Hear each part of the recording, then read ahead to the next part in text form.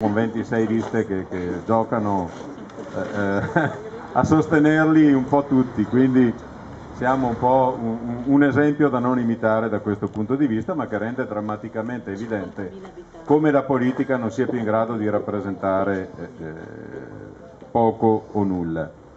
Alcune cose però mi preme dirle, insomma, perché siccome siamo a Rovigo, siccome siamo in piena campagna elettorale, alcuni riferimenti che Luca faceva sul quadro generale qui si calano anche in modo preciso. Volevo dire che insomma noi abbiamo fatto una lista a Rovigo, per inciso io sono anche un ex metalmeccanico da operaio tornitore, quindi ho fatto anche quel tipo di percorso dal di dentro rispetto alla FIOM, rispetto alla fabbrica. Rovigo, dicevo, per quanto ci riguarda, rappresenta per noi, per la città, ma per noi che ci siamo impegnati direttamente, un'opportunità e un'occasione che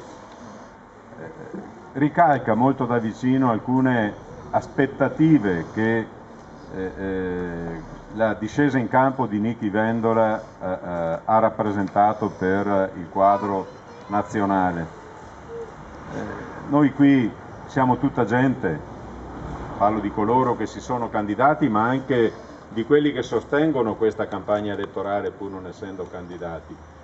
che ha messo in gioco la propria passione, spesso provenendo da altre esperienze politiche, io dal PD, Cinzia, ma altri da altre, oppure, e questo mi fa ancora più piacere, da quella sorta di oblio sociale nel quale, pur con delle motivazioni ideali forti,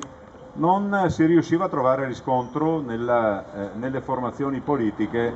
che appunto rappresentano vecchi modi di proporsi e di porsi rispetto alla società attuale. Ecco, noi qui rappresentiamo passione, nessun interesse personale, che qualcuno tenti di dire, ma è tutta gente quella che ha aderito a questo partito e che è entrata a far parte delle nostre liste che non persegue nessun obiettivo,